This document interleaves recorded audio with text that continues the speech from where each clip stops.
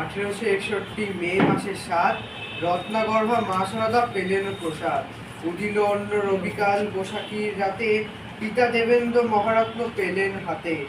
দাদু ছিলেন সে সময়ের মস্ত জমিদার, কে না জানে দ্বারকানাথের ঠাকুর পরিবার। জোড়াসাঁকোয় আসত যেত নানা গুণীজন, তারার মাঝারে ঘটে রবির আগমন। মা সারদার ইচ্ছে ছেলে হবে ব্যারিস্টার, এই সুবাদে অনেক স্কুলে যাওয়া হলো তার। অবশেষে সাহেবপাড়া জেভিয়ার স্কুল, বুঝল রবি নিয়ম মেনে শিক্ষা লাভটাই ভুল। দেবের ঠাকুর ভাবে ছেলের কি হবে ফিউচার, ঘরেই চলল লেখাপড়া, এলো প্রাইভেট টিউটার। 8 বছরেই ফেললো লিখে কবিতা দু কলি, কৈশোরেতে প্রকাশ পেল ভানু সিংহের পদাবলী। বাবার ইচ্ছে রবি গেলেন বিলেটের ব্রাইটনে, সেখানকার ল কলেজে ধরল না তার মনে। তখন যে তার মন পড়েছে গান কবিতার ফাঁদে, খাঁচার পাখি সোনার পাখি তাই তো পরাণ কাঁদে। 1883-তে দেশে ফিরল মহোদয়, মৃণালিনীর সঙ্গে হলো শুভ পরিণয়। চলতে থাকে লেখালেখি, কবিতা আর গান, খেয়ার নৈবেদ্য খনিকা আর কত উপাখ্যান। পরিজন হারিয়ে 1902 থেকে 7 কবির দিনগুলো কাটে নীরব অশ্রুপাতে। সে সময় ঘরেন কবি প্রকাশের দরে গল্পগুচ্ছ ইংরেজিতে অনুবাদ করে। বিলেত থেকে ইয়েটস এর উদ্যোগে ইংরেজিতে গীতাঞ্জলি বেরোলো একযোগে। ভক্ত যেন প্রসাদ পেয়ে করলো কারাকারি, সুইডেনের ওই নোবেলটা ফলস্বরূপ তারাই। ইংল্যান্ডের পঞ্চম জর্জ 1915 সালে নাইট উপাধি শ্রেষ্ঠ ভূষণ পরিয়ে দিলেন ভালে। চলল গুলি নির্বাচনে জালিয়ানওয়ালা বাগে, কবি ফেরালেন নাইট উপাধি ঘৃণা এবং রাগে। দেশের ছেলে শিক্ষা পাবে, দেশের আত্মা যেমন, এই না ভেবে গড়েন রবি শান্তি নিকেতন। সঙ্গে থাকলেন অপন ঠাকুর, গগেন্দ্রনাথ পরে বিশ্ববিদ্যালয়ে রূপে করল বাজিমাত। উত্তাল সে সময় দেশ পরাধীন, মহাত্মা বললেন তারে গুরুভার নীল। দিল দীক্ষা স্বদেশের যেমন হওয়া উচিত, রচেন তিনি ভারতীয় জাতীয় সঙ্গীত। বালিকা প্রতিভা রচেন মাত্র 20 ঘরে, চণ্ডালিকা চিত্রাভজ্ঞা আর খানিকটা পরে দাসের দেশ বা মায়ার খেলা। দারুণ দারুণ নাটক, ভাবনা যে তার ভাবের ঘরে পা রাখলেই আটক। তখন রচিল কবি শ্যামাচন্দ্র লিখা, উপন্যাস প্রবন্ধ নাটক নাটিকা, অবিরাম লেখালেখি তো ভরপুর প্রাণ, অবসর সময়তে রচে কত গান।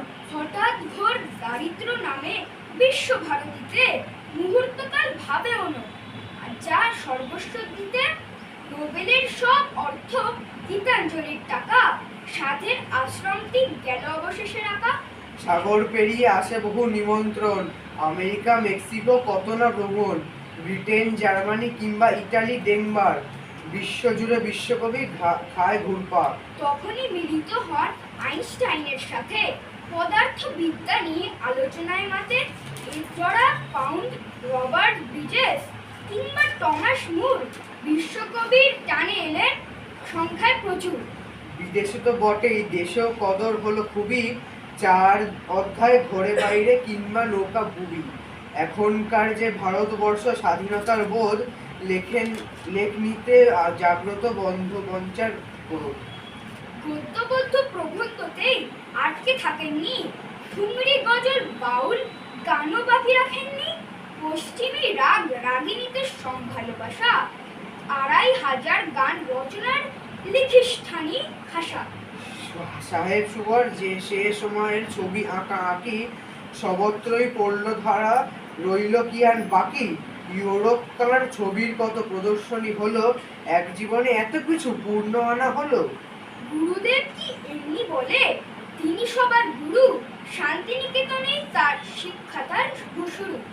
রাম কিঙ্কর যামিনী রায় অবনীন্দ্রনাথ শিষ্যরা তার বিশ্বজুড়ে করেন বাজিমাত। 1939-এ 2 মহান ঘটল ব্যবধান, গান্ধী হাঁটেন যে পথে সুভাষ অন্য পথে যায়।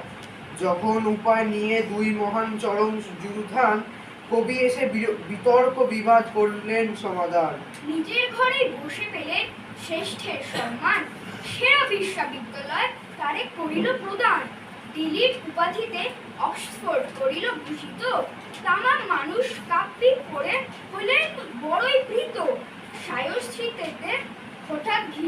রোগ। অতনা চিকিৎসক তারে দেখিলেন একযোগে।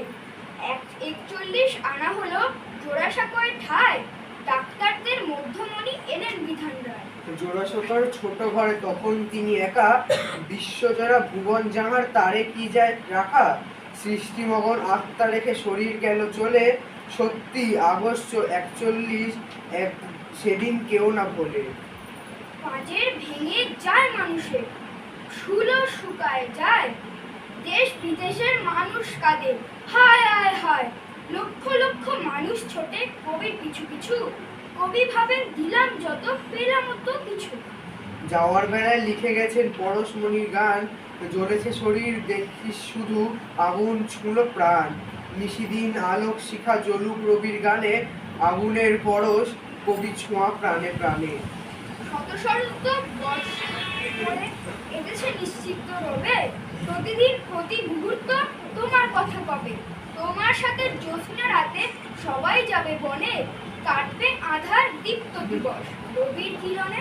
পাঁচালী অন্তে প্রভু প্রণামী তোমারে, মহাভাস্বর সূর্য তুমি বিশ্ব চরাচরে।